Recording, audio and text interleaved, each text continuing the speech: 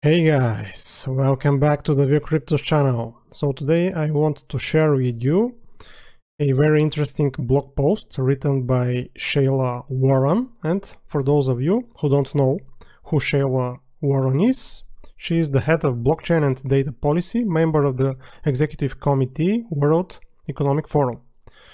So let's look at the blog post. 4 predictions for blockchain in 2021 from cryptocurrencies to art.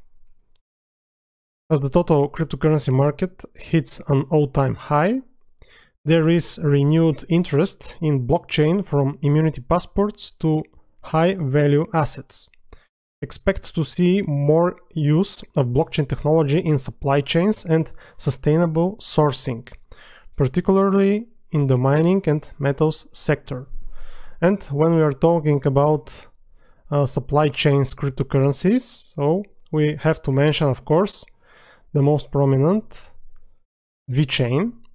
So the World Economic Forum is hinting at vechain, in my opinion, here.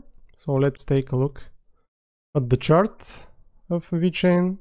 Here you see, and other cryptocurrencies that are actually related to supply chains.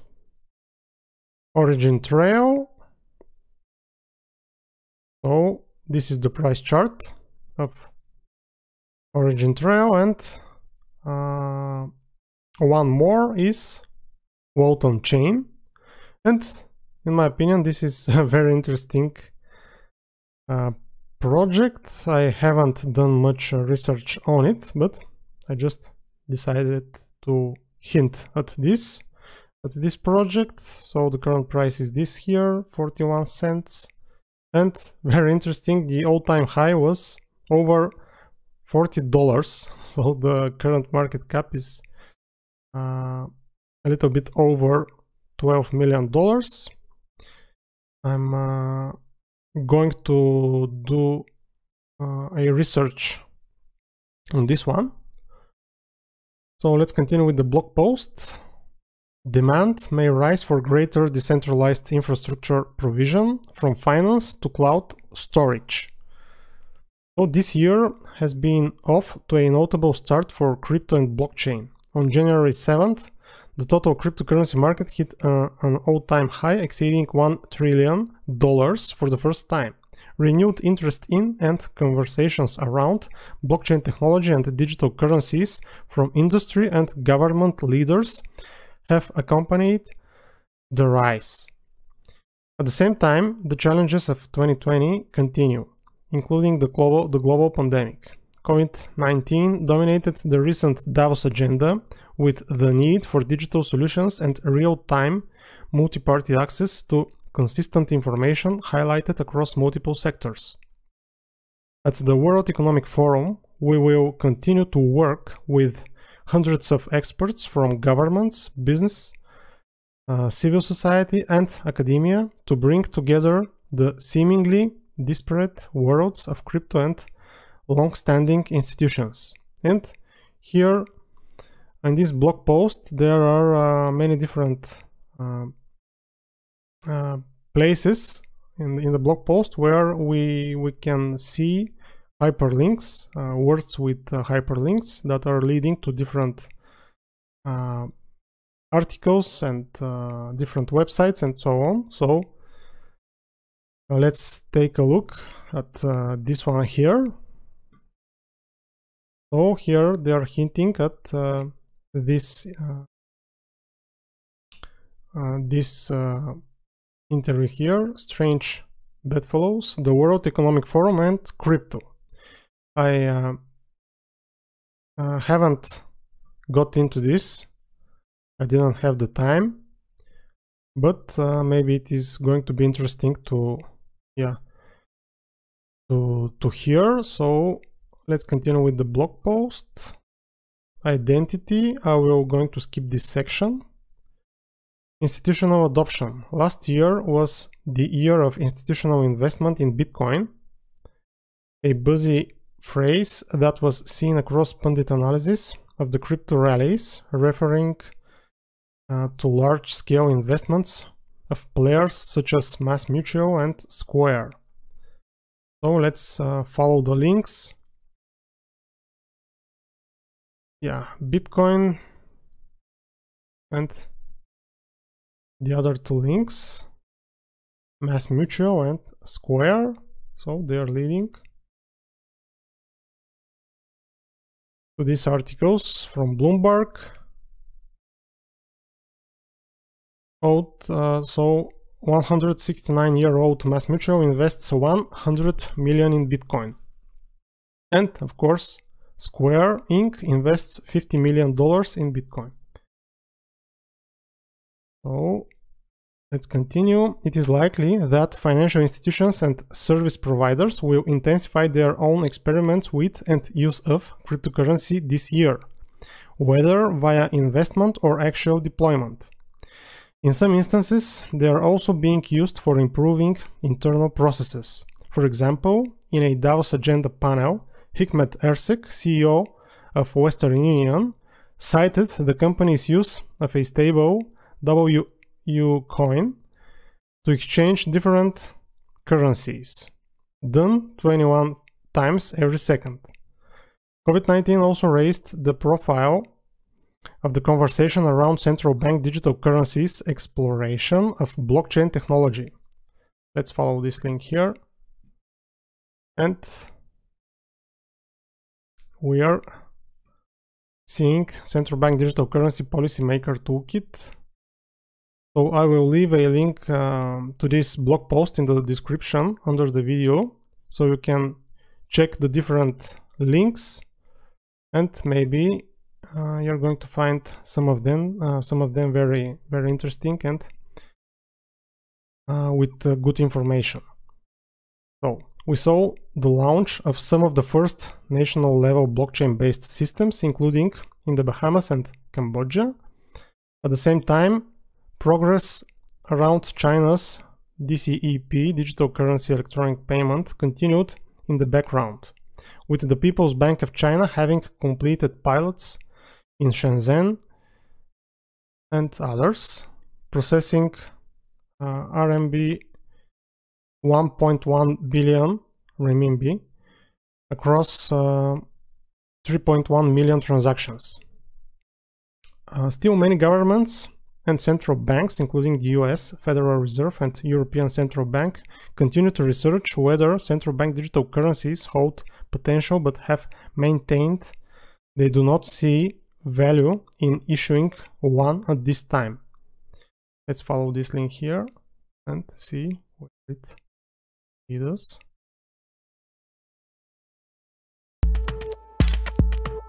And this link here, thank you so much, Gap. Actually leads us to this video from Ripple's Swell from last year, Central Bank Digital Currency CBDC panel with Federal Reserve Board and European Central Bank. I'm not going to listen to this now. I have listened to this before, so I will leave a link in the description under the video, so you may find this very interesting. Okay, let's continue. Many are also watching the growth in the stablecoin space, with total value now surpassing $25 billion, fueled by decentralized finance and institutional interest. This has corresponded with increased attention from regulators, for instance, the controversial Stable Act in the US and the recent letter from the Office of the Comptroller of the Currency. We can expect continued regulatory interest and activity in this area from around the world. And let's follow the links.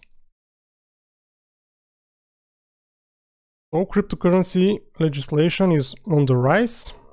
What the proposed Stable Act could mean for crypto, and the other one, federally chartered banks and thrifts may participate in independent node verification networks and use stablecoins for payment activities. You can check these two also. NFTs boost inclusive wealth. We have come a long way since CryptoKitties, yet relatively little progress has been made in realizing the potential of non-fungible tokens, a cryptocurrency token that is indivisible and unique. This is a non-fungible token. Outside of the gaming context. But we are already seeing shifts around the dialogue of inclusion. Previously, there was a talk of democratizing access to high-value assets such as art. While there still might be potential here, it's important to consider the implications for creators as well. For instance, some have spotlighted Black artists and the role that crypto art can play in allowing for greater ownership and wealth creation within the space, as well as art exchanges. We have also seen early signs of how this may translate to music or writing. And there is a video here. Sheila Warren is speaking.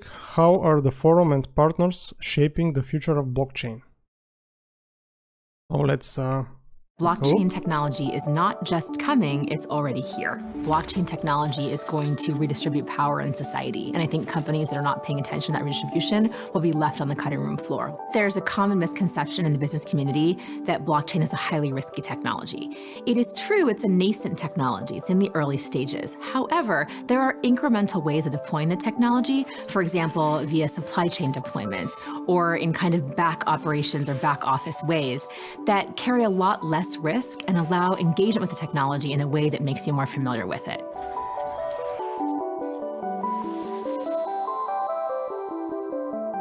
What we're trying to do in our work is identify gaps in governance that are impeding the adoption of this technology. And we're looking at projects that will help minimize the risks of the technology and really focus on its potential for financial inclusion and for betterment of society altogether. It's not really important that you understand how blockchain works. It matters that you know what it's for.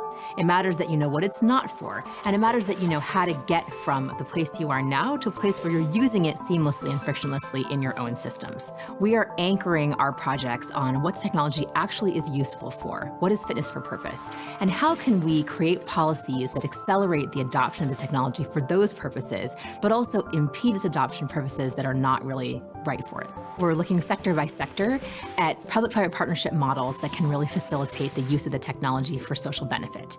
So as an example, our project located in Colombia is focusing on reducing corruption in public procurement. And what we're doing is we're actually launching a blockchain-backed system that can accept bids for government contracts. And we're looking at if we educate the population and civil society organizations, the media and others about what information goes to the system, could that actually call out corruption earlier and in fact disincentivize corrupt actors from even accessing the system in the first place. We're currently working with over 100 companies, private sector companies. We're working with around 25 key startups, including unicorns. We're working with 8 different governments. And one of the benefits, I think, of engaging with our platform is the ability to really understand in real time what's happening on the cutting edge of this technology. We are the only institution in the world that is engaging in a globally oriented, inclusive, public-private stakeholder engagement model. And we're thinking about how this technology might actually bring together and serve as a commonality, a common point of engagement for different countries, different companies, different types of companies, and really serve as the operating system for the new economy.